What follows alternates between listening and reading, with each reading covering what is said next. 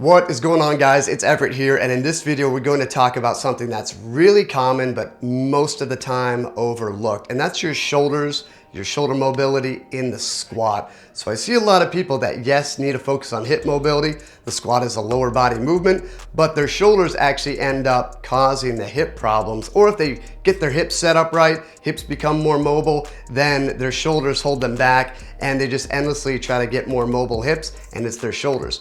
So if you have shoulder issues, opening up your pecs, getting a nice retracted and depressed scapula system for that barbell to sit on, and you can't get external rotation of your shoulders, that's going to mess up your breathing and bracing in your spine, and your hips are gonna start shifting around. So if you squat and you've got the barbell uneven, or you have one hand further out than the other, the wrist is broken, you've got an elbow rotate up the ceiling, that's a pretty good indicator that you've got some shoulder work you need to do.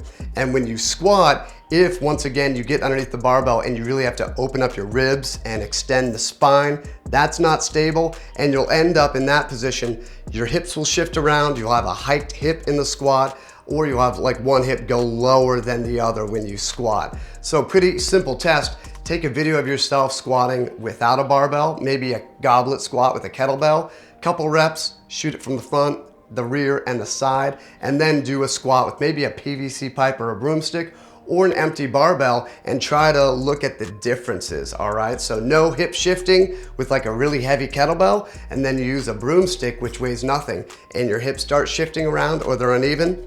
Definitely the shoulders. So we're gonna go through a simple shoulder stretch.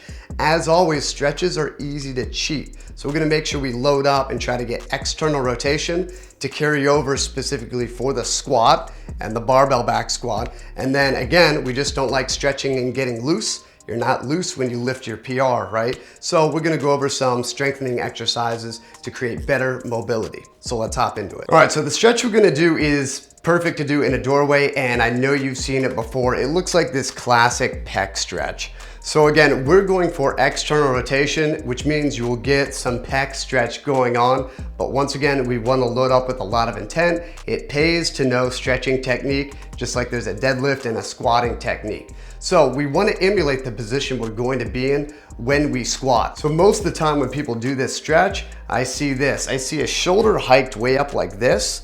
And then what they're trying to do is lean through to get a stretch sensation right here.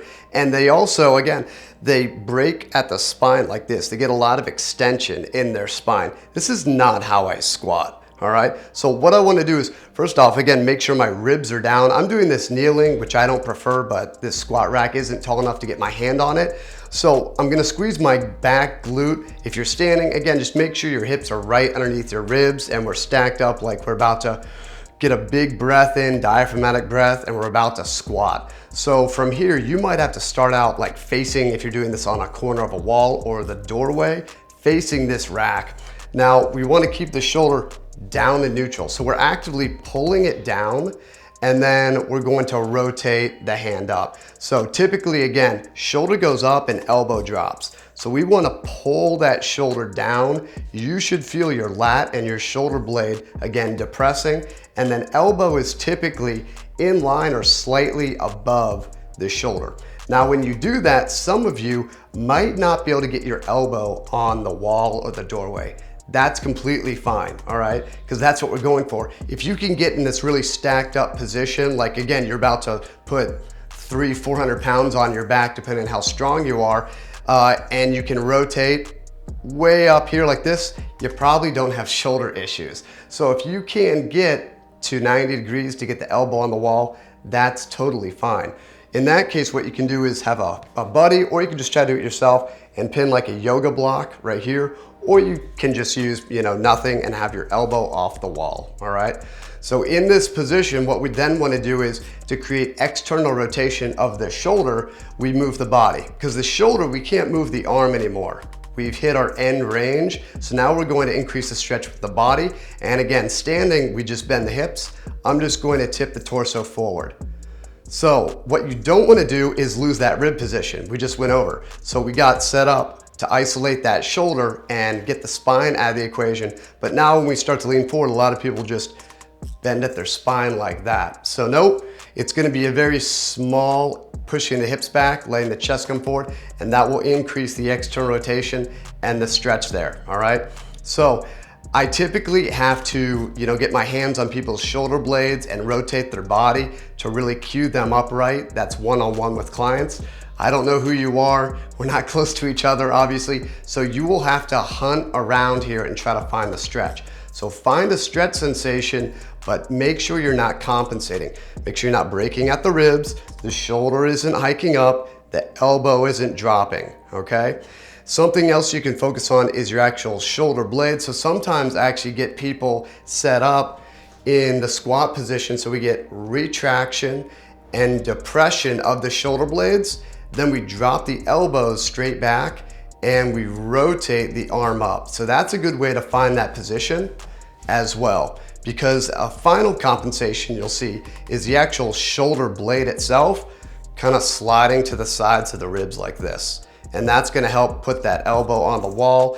And you can still get a good stretch in this position. That's why I mentioned it last. But for most people, that shoulder blade needs to be retracted and depressed shoulder down to get that stretch. So I would do 2 minutes per side. And I say this all the time with stretching, 30 seconds in, if it feels pretty bad, you're not gonna last that 90 seconds, that 2 minutes, especially in this, your tough side, your bad side, your hand will start to go a little tingly, a little numb. So if you feel that, back out of it. But again, don't just crank into that stretch until it feels like, wow, that's a crazy good stretch.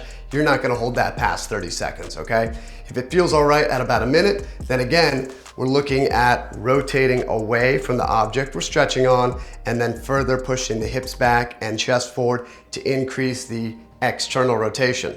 Now, after we've done this, like I said, we should be more flexible. That's cool. When I've got that bar on my back, if you know anything about squatting technique, I'm using my lats to stabilize my entire midline, just like I am my abs, and I'm trying to like break that bar. So some people don't have their thumbs around the bar, some people do fingertips.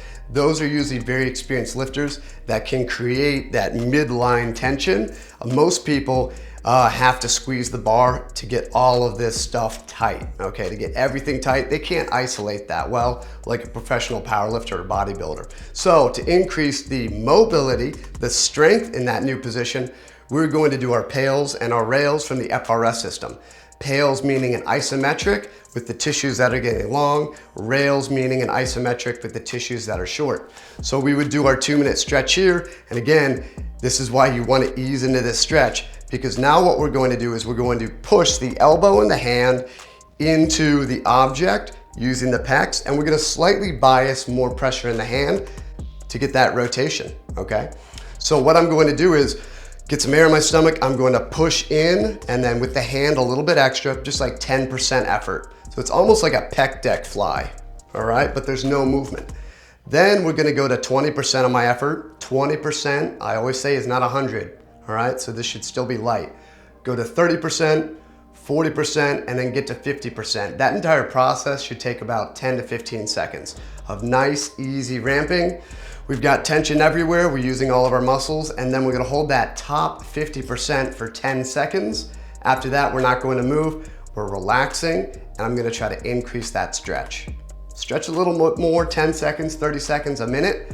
And then for this one, you might have to back out of it, or if you're experienced and you have good mind to muscle connection, you could stay in that new stretch position, and we're trying to do the exact opposite. So now I'm trying to, without moving the rest of my body, pull my arm off the wall, and again, pull my hand a little bit more off the wall. So I'm biasing that hand still to get more active external rotation. We're using all of our external rotators like we would doing a face pull or something like that on a cable machine. So again, we're working both sides of the system. This will get us more flexibility quicker and turn that flexibility from being relaxed flexibility into active range of motion, i.e. mobility, which is what we need for that barbell back squat. So I'm gonna do the same process, 10% effort back and away.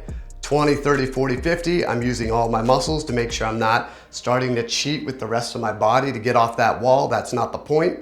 I'm holding that 50% effort for 10 seconds and then exhaling, relaxing. See if I go a little bit deeper into the stretch. When you do this again, go light. I said 50% effort. You might only be able to muster like 30%, and that's fine. You could ramp to 100%, but that's like trying to PR your back squat, so I would not do that initially, all right? Doing this after you work out, especially squatting, good. Doing it before, you'll feel nice and open, but again, we've never used those muscles in that back squat, so it's not a good idea. So this is for off days. It's part of your training. We're contracting our muscles. We're doing isometrics, so you need to be consistent with it. Over several days or weeks, you can ramp harder and harder. Just like in a squatting program, you'd be adding weight. So after your workouts and off days, start easy, build up, and be consistent. So this is really going to add strength to the barbell position on your back, that stability. It's gonna improve your ability to breathe and brace and not move here when you squat. And it could just fix your hip problems, or you still might need to do some hip mobility. That's definitely a possibility. I see people do hip mobility, and again, either that's not the issue, or they clear up their hips and the shoulders cause more hip problems because they're not moving well. So definitely do an assessment, do videos of yourself, and then throw this in the mix and train it. So thanks for watching. If you liked the video, obviously hit the like button. It's what it's there for. It really helps me out a lot. If you like these videos, please subscribe. And if you like this style of training, the stretching, the isometrics, and you know you have hip problems, check out my hip mobility course, 16 videos. It's on my website, link in the description. So thanks for watching. See you guys in the next one.